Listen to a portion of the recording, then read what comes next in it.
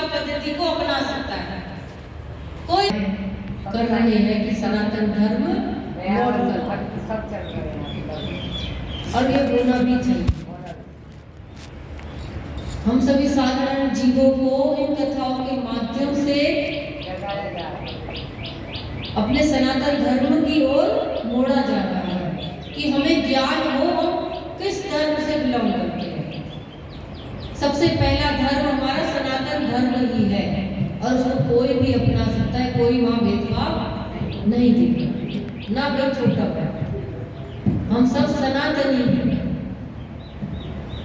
यही है हमारा धर्म कि हम अपने धर्म की रक्षा करें, तो फिर एक दिन धर्म हमारी रक्षा करता है। तो प्रभु ने भी प्रतिज्ञा ली कि जब जब धर्म की हानि होगी तब तब मैं अवतार ग्रहण करूंगा। किसी भी रूप में आकर प्रभु अवतार ग्रहण कर लेंगे, पर लेकिन शर्त क्या है कि हम अपने धर्म पर डटे रहें। एक भक्त का धर्म उसकी साधना को लेकर है कि वो अपने शास्त्रों के अनुरूप, गुरु के अनुरूप चल रहा है या नहीं। अगर शिक्षा दीक्षा हो गई तो फिर हम अपना जीवन अपने मन के मुताबिक नहीं जी सकते, नहीं तो वो हमसे अधर्म हो जाएगा। और यदि हम भक्त हैं, हमें कोई शिक्षा दीक्षा नहीं मिली, तो हम शास्त्रों के अनुरूप चले, उन नियमों को धारण करके फिर हम अपने सेवा पूजा में लगे। और यदि हम साधारण जीव हैं, हमें पूजा पद्धति भी शुरू नहीं हुई, तो हम अपने परिवार का, अपना स्वयं का ख्याल रखते हुए, सबका मान सम्मान करते हुए, अपने बड़ों छोटों का बिना किसी ईर्ष्या के अपने घर में अपने जीवन को व्यतीत करें और खुद भी कुछ क्षण निकाले और अपनों से भी करवाए। और यदि वो भी नहीं होता तो बाजार से जाकर एक पुस्तक खरीद लाओ, गीता की ले आओ। गीता प्रेस गोरखपुर की सबसे अच्छी पुस्तकें हमें मिलती है। भक्त माल एक ग्रंथ होता है, वो लाओ, खुद भी पढ़ो, अपने बच्चों को, परिवार में सुनाइए। दुर्गा सप्तशती की पुस्तक आप ये लेकर आओ अपने घर, खुद भी पढ़े समझे और अपने परिवार को भी हम समझाएं। संतों की वाणी को समझाएं, उनकी पुस्तकें लाएं, उनकी जीवनी को हम पढ़ें। फिर देखिए हमारा जो जीवन है वो आध्यात्मिक सुख सुविधाओं से ना गिर जाए। तो कहते हैं ये शास्त्र में आज्ञा है कि जो भी नियमों का पालन करेगा उसके जीवन में प्रभु का प्राकट्य ना हो, ऐसा नहीं है। उस भक्त के जीवन में प्रभु का प्राकट्य एक दिन अवश्य होगा। फिर बताया अर्थ का मतलब होता है धन, कि धन का उपार्जन, हम धन को कैसे कमाएं। आज हम देखते हैं कलयुग में धन कमाने के लिए क्या मारामारी हो रही है, कोई किसी को नहीं देख रहा, चाहे किसी को कितना नुकसान हो, बस पैसा चाहिए। मिलावट पर मिलावट हो रही है, खाने पीने की चीजों में, खेतों में छिड़काव हो रहे हैं कीटनाशकों का। इतना शरीर से इतना कमजोर हो गया है जीव उन चीजों को खा खा के, लेकिन उसका कोई फायदा है ऐसे धन का।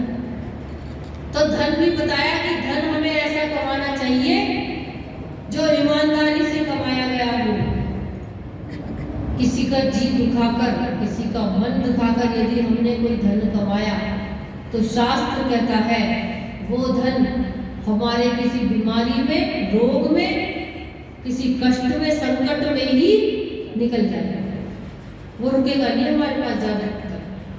इसलिए हम अपने धन को ईमानदारी के साथ बिना किसी का मन दुखाए उसको कमाएं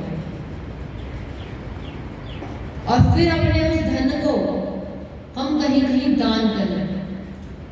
आजकल तो इतनी गौशालाएं खुल गई हैं, वहां जाकर भी हम कुछ दान कर सकते हैं जितना हमसे संभव हो, क्योंकि शास्त्र कहता है कि धन को दान करने से हमारा जो धन है वो पवित्र होता है, उसके जो दोष है।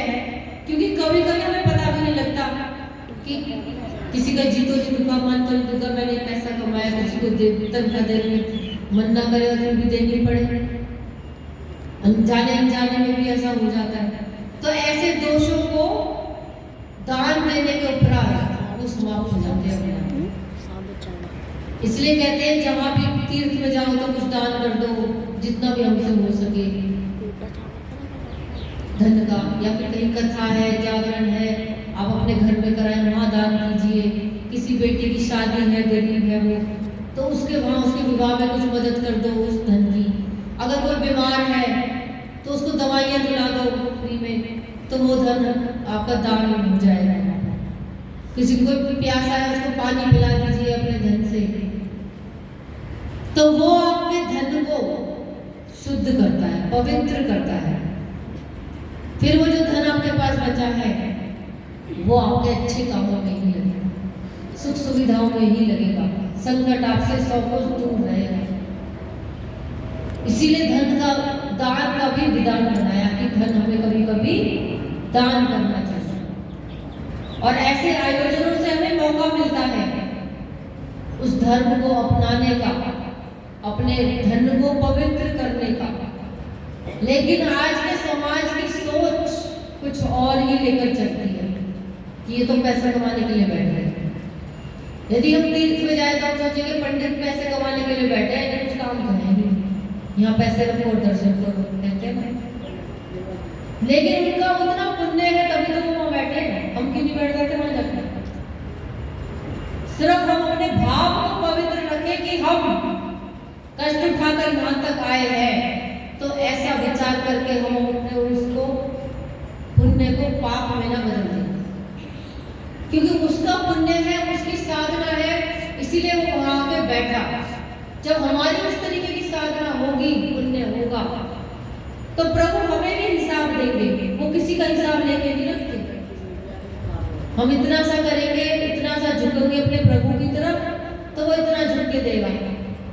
आप इतना भंडारा करेंगे, जो भी करेंगे, वो इतना भर भर के दोनों हाथों से लुटाएगा। लेकिन हम अपनी सोच को बदलें, हम अपने धर्म पर चलें। फिर बताया काम कि कलयुग का जीव काम से ही लिप्त रहेगा, हमेशा अपने आलस में लिप्त रहेगा कि हमें जो अच्छा लगता है वही करेंगे। अपने मन के मुताबिक जो इंसान चलता है वो अपना खुद पतन का रास्ता खोलता है। महाभारत की कथा और कुछ नहीं, हमें धर्म, अर्थ, काम और मोक्ष का ही ज्ञान करवाता है कि हमें कैसे धर्म का पालन करना चाहिए, कैसे धन को लगाना चाहिए। हम सभी जानते हैं कौरवों के पास कितना धन था, लेकिन एक गलत विचार के कारण, सिर्फ एक, सारा धन खत्म हो गया, पूरा कुल का ही नाश हो गया। और पांडवों के पास क्या था? कुछ भी नहीं, अकेले थे, सिर्फ 5। कृष्ण भगवान की अक्षौणी सेना तक त्याग दी थी उन्होंने कि प्रभु हमें वो सेना नहीं चाहिए, हमें तो तेरा साथ चाहिए। जबकि गौरव ने मांगी थी वो सेना, ये देखते कि इतने हजारों सैनिक हैं, मैं इनसे लड़ूंगा तो युद्ध जीत ही जाऊंगा। कि आप अकेले कैसे जिता दोगे हमें युद्ध? लेकिन पांडवों को विश्वास था अपने भगवान पे। उन्होंने यही मांगा कि प्रभु आपका ही साथ चाहिए, यदि आप हमारे तरफ रहोगे तो कितने हजारों लाखों सैनिक आ जाए, जीत हमारी ही होगी। तो महाभारत की कथा हमें यही ज्ञान करवाती है कि धर्म की सही परिभाषा को जाने हम कि धर्म है क्या। नियमों के अनुसार शास्त्रों में जो लिखे हैं, अपने गुरु से पूछ के, संतों से पूछ कर, या फिर इन कथाओं में बैठकर उन नियमों को जानकर हम अपनी पूजा पद्धति आरंभ करें। यही धर्म है, एक साधन, गुरु कृपा, गुरु वचनों के ऊपर चलकर वो अपना जीवन यापन करें। और काम की शिक्षा देते हुए महाभारत की कथा हमें सिखाती है कि हम इतने लिप्त न हो जाए किसी सुख सुविधाओं में कि हमें किसी दूसरे का दुख नजर ही ना आए। हमारी हमेशा लड़ाई बताओ किससे होती है? न देश से न समाज से।